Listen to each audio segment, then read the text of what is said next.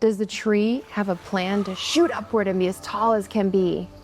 Or does it just follow the dappling of sunlight and where the nourishment lives? What in nature decides? What in nature has a plan or a purpose? Hello and welcome. Today's episode is weaving together a few things I've been thinking about. The impact of AI, digital discernment, when your desire goes dormant, low libido, motherhood, and how that can impact your libido, and finding your way back to nature. And all of these things have felt like they're floating around in my consciousness the last couple of weeks. And today I'm going to weave them in together into an episode about what I'm really sensing and feeling when it comes to AI, screens, desire, motherhood, and aliveness, our collective aliveness. So the other day, every night, James and I, right before we go to sleep, James is my husband, we share our magic moment from the day. This is a day when we felt like the most present, the most aliveness, like what was our magic moment? And I was going to bed, and it had been a full day. I had been working all day. I've been like juggling kids. I've been running around, trying to cook meals, trying to, do all the things. And I lay down and I'm like, I can't think of a magic moment. Was I actually here for one of these moments? And it just struck me that, wow, my day can feel really full and really busy, but not very alive. And that stimulation is not the same thing as nourishment. And I think that's really important for us to be talking about right now, because the world we live in is super stimulating, right? There's so much stimulation and news and input and social media and screens. And how do you meet the intensity of the world we live in, but go underneath it to keep finding your desire and your aliveness? And we're going to talk about desire broadly and also sexual desire, because it's all connected, right? It's the deeper wanting for your life, for your aliveness, for your hungry for each day, right? And so many of us, especially mothers, especially those juggling full, busy, beautiful lives, have lost touch with that deeper hunger, that deeper aliveness. So what does it feel like? Well, I think when you lose touch with that hunger, that aliveness, it comes out in a few different signs and signals. One is obvious. It's low libido, right? You don't want to be intimate. You don't want to make love. Pleasure feels like something that is an extra, an indulgent, right? That's losing touch. That's one sign of losing touch with aliveness. Another one is this feeling of like, I'm so busy, but I'm not feeling anything. Like I'm not really tasting my food. I may not even be aware of if I'm hungry. And it has this kind of like general flatness, like numbness. Like the day is going on, but there's not a lot of sensation in it, positive or negative, right? And that flatness is just a sign that like, okay, the aliveness has gone quiet. And I'm deep in motherhood, right? I have a 2-year-old, a 4-year-old. Maybe if you're listening to this, you're also deep in motherhood or parenthood. It's a particular season, right? Where there's so much giving and so much managing and holding other people's feelings and emotions and like holding the schedule, and all of that holding can create chronic stress and tension, which is exactly the thing that kills aliveness and desire, right? I remember Kimberly Ann Johnson, one of my favorite nervous system teachers, says that your body cannot make stress hormones and sex hormones at the same time. It literally has to choose. And so if you're running on stress, your body is making way less of the sex hormones like estrogen and progesterone that make you feel juicy and sexy and alive. And it's a trade-off. But the good news with that I love to tell clients is that if you are feeling stressed and you're like, oh my gosh, I can't make sex hormones at the same time, you can also use sex as a way to reduce stress, right? By doing things that turn up your arousal, turn up your pleasure, you are also dropping cortisol and your stress hormones. So that's pretty exciting. Sex is medicine. It can be really powerful. And it's probably one of the last things you feel like doing when you're in that like overstimulation, running, busy, hecticness. Probably the last thing you're going to reach for is self-pleasure, intimacy with your partner, or even just like laying and feeling the sun on your skin and like letting the pleasure seep into your bones. You won't want to do it. It will feel indulgent. It will feel unnecessary. It will feel like you don't have time. That's the moment to do it. That's the moment your system really needs it, because your system's probably deep in cortisol. Yeah, and I can so feel that. And chronic stress and cortisol, it shrinks your capacity to imagine, to want, to feel. And screens compound this, right? Like they give us this constant stimulation, this constant scrolling, dopamine hits, or even efficiency, right? Like I use AI. I'm really interested in the future of AI. It makes things way more efficient. Because those extra efficiencies, it definitely gives you extra dopamine, which is addictive. Like our brains can literally get addicted to the dopamine. Maybe you've heard of dopamine detoxing, where you try to do less dopamine.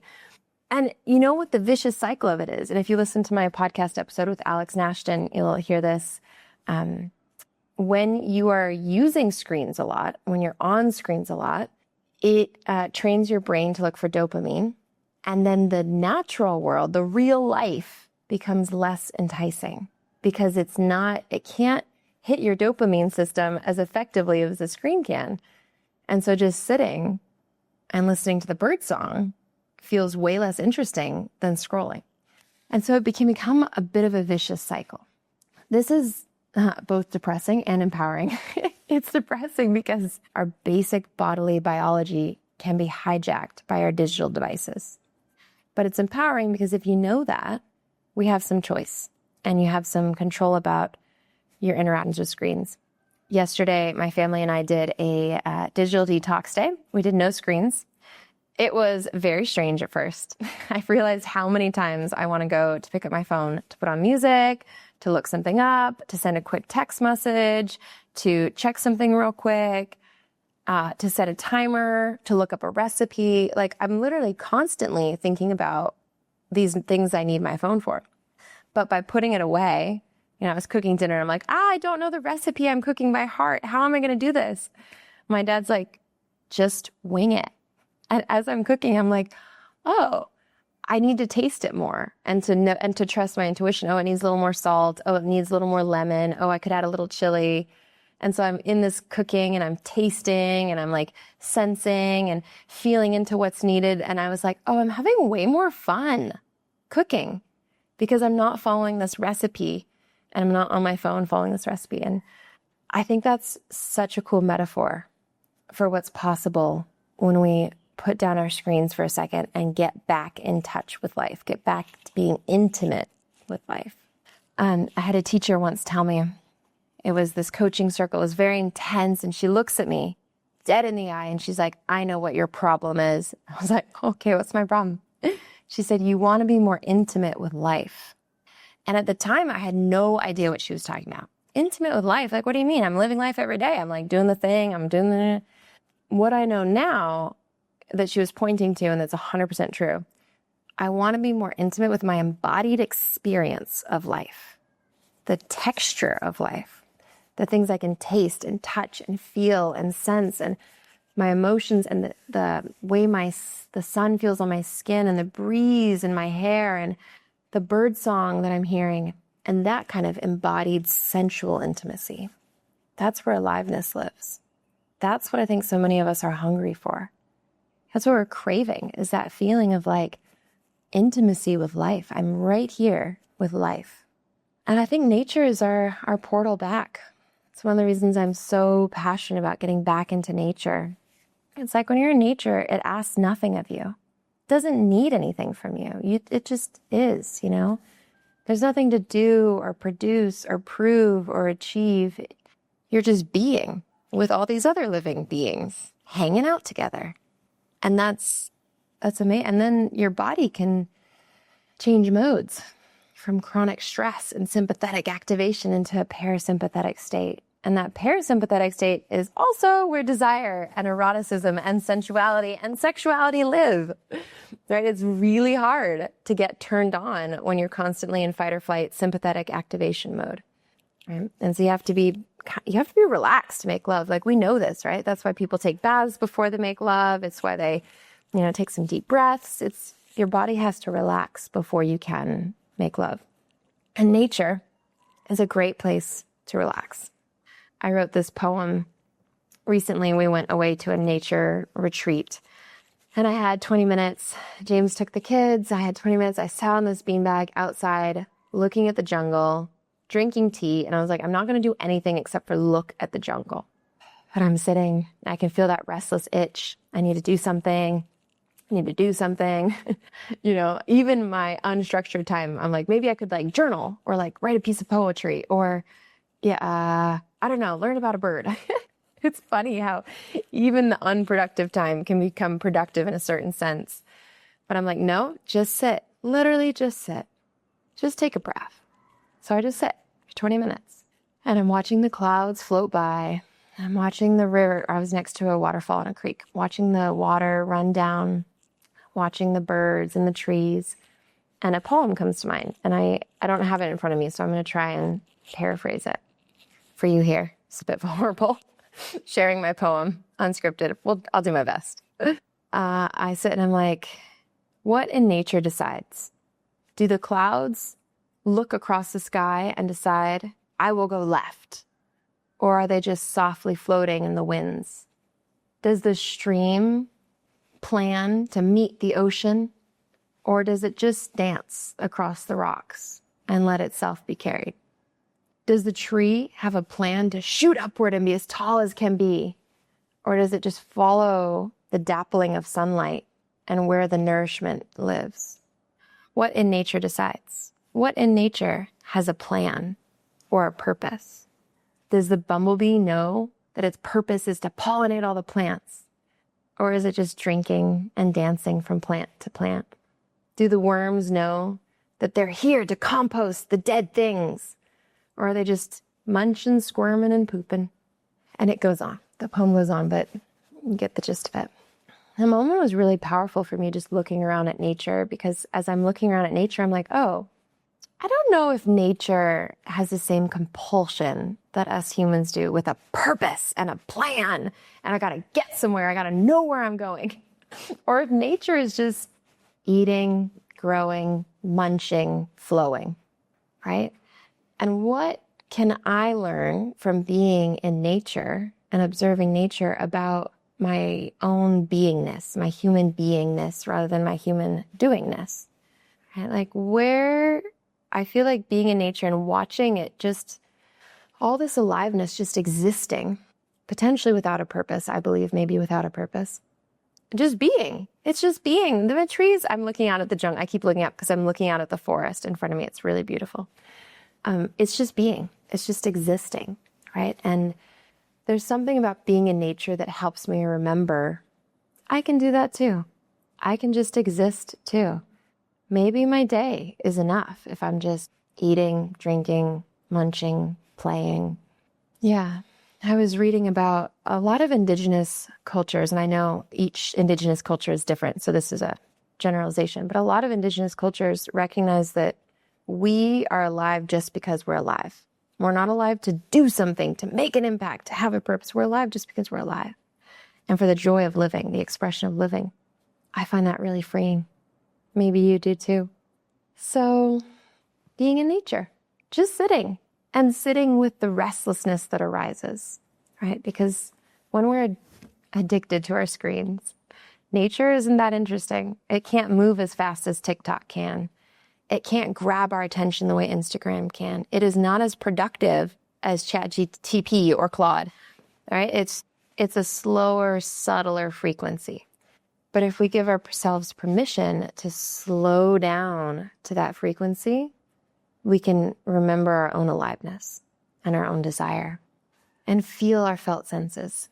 I was recently working with a mama, and she was talking about how her days are so busy. She's so full. She's like, I feel really like alive in my career, my purpose. I'm doing so much, but I have lost my sensuality, my sexuality. And she's like, can you guide me through a pleasure meditation so I can remember my sensuality? And I said, yes, but first we're going to help your attention drop from your brain into your body and to create a sense of felt safety. So maybe I'll guide you through that meditation now that I guided her through. It'll just take a couple minutes. If you're driving, just do the best you can. If you're walking, do the best you can. But if you're listening to this somewhere where you can stop, highly recommend it. And instead of like pushing yourself to find pleasure right away, which many of us, if our sexuality has felt far away from us, we will push ourselves to drop into pleasure immediately. Pleasure runs away when there's pressure put on it. It's like a shy cat. If you put pressure on your body to feel pleasure, it won't. It will feel pressure. And so the first thing to do is to take the pressure off and to become curious about what's actually happening inside of you. And maybe it's pleasure, maybe it's pain, maybe it's something else, but to let that aliveness arise and meet it without forcing it to become erotic. Yeah? Okay, let's do it. So first thing, if you can, close your eyes, take a deep breath. And if you felt a bit overstimulated, like your attention has been everywhere, like this client did, I want you to wrap your arms around yourself, giving yourself a big hug.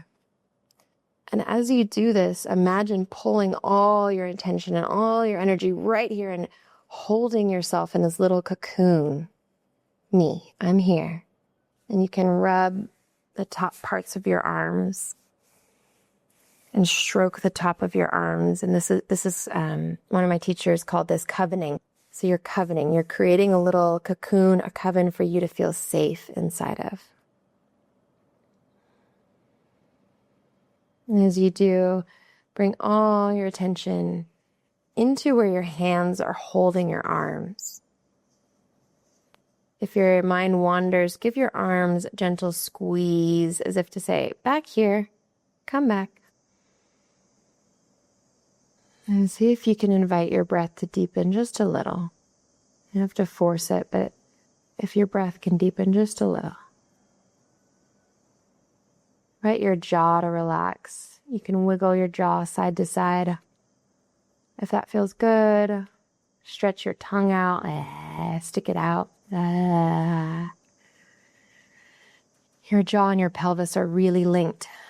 When your jaw's tight, your pelvis probably is too. So relax your jaw. And then bring your hands down to your thighs. Take a minute to stroke your thighs up and down. You can do, I recommend if you've been feeling really overstimulated, to start with a firm pressure. You might need more sensation to bring your attention into your body. So you could squeeze your legs. You could even scratch your thighs if it feels good. Overstimulation sometimes needs more pressure to come home. And then bring your hands to your hips and squeeze your hips. Almost frame your hips with your hands, giving it a warm squeeze, warm, firm squeeze. And this also brings your attention down, down, down, down. I have a body. This is my body right here.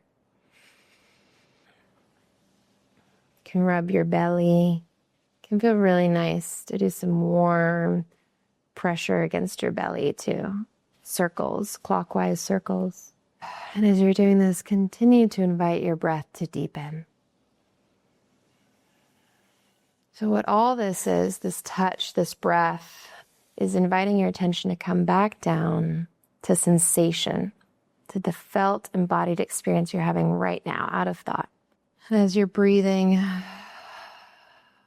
it might feel good to do a few pelvic floor pulses. So imagine lifting your pelvic floor. If you've never done this, it's like stopping yourself from peeing. Lift and release, lift and release, lift and release. And this naturally brings blood flow and aliveness down into your pelvis.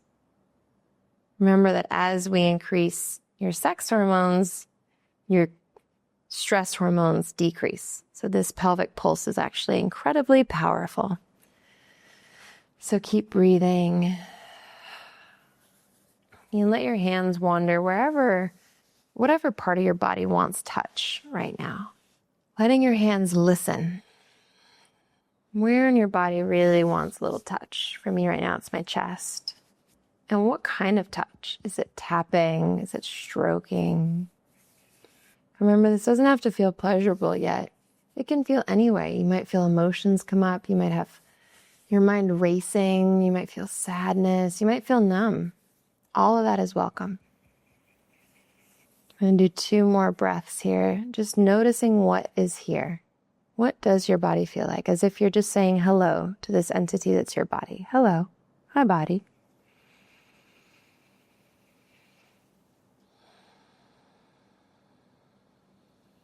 One more big breath.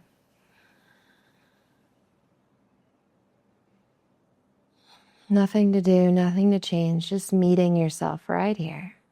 And then you can do a little bow. Thank you, body, for that quick drop-in, for that little breath of aliveness. Yeah, there's so much more you can do. There's so many more ways you can explore your body and your felt sensation and your aliveness, but it can really just be that. It can just be 1, 2, 3 breaths where you tune in, you feel your body. Touch, breath, movement are 3 powerful ways back into aliveness. Changing your breath. There's many different types of breath work, but a simple one, if you've been feeling stressed, is just a longer exhale breath. Touch, listening to your body for how it wants to be touched, imagining your hands are lovers. How would you want a lover to touch you right now? And movement. Is there anywhere that wants to move, roll, circle? Those are 3 powerful doorways back into your own aliveness. And so if you've been feeling like this mama I was working with, like your sensuality is far away, I want you to know 2 things. 1, your sensuality is native to who you are. It is in you. It is never far. It might be sleeping, might be dormant or hibernating, but it's never far away. It is absolutely native to your body to be sensual. That is who you are. And the second one is there are practices you can do to come home to your body. And they're not even that hard. I mean, you can make it hard, you can go deep, but there are simple practices too to come home to your own aliveness. And it's so worth it. Yeah. Your desire hasn't left you. It's just been waiting for this moment of quiet, this moment, this permission to just be for a second to arise. And then you'll find your desire is right there. So this week, I want you to notice 1 moment when you feel some sensation in your body.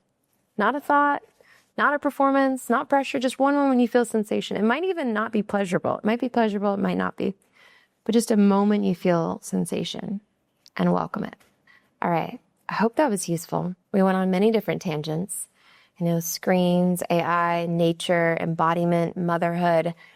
But I think the common theme is our culture, our digital world is designed to hijack your biology and take you into cortisol, dopamine addiction. But Eros and our aliveness comes from connection with nature and connection with your body. And that's what you can be overstimulated but still hungry because you might have a lot of cortisol, a lot of stimulation, but not that dropped in juicy feeling you're craving. So every moment that you take for Eros and Earth, for your aliveness, for your sensuality, or for nature is a little moment of cultural rebellion. It's a moment when you say, no, I'm going to protect what feels good in my body. I'm going to protect my feeling, my felt sense, my embodied experience of the world. And I'm going to become intimate with life again. And that is rebellious. It's revolutionary. And it is really powerful. So I hope that episode was interesting, useful, served you. If it did, please leave a review if you loved it. Also, you can reach out to me on Instagram, send me some thoughts on what you got from it. I love hearing from you. All right, till next time. I hope this episode touched you. If you loved it, share it with a friend or family member, or you can leave a review to help get the word out. Thank you. Until next time, root down, open up, Eros and Earth.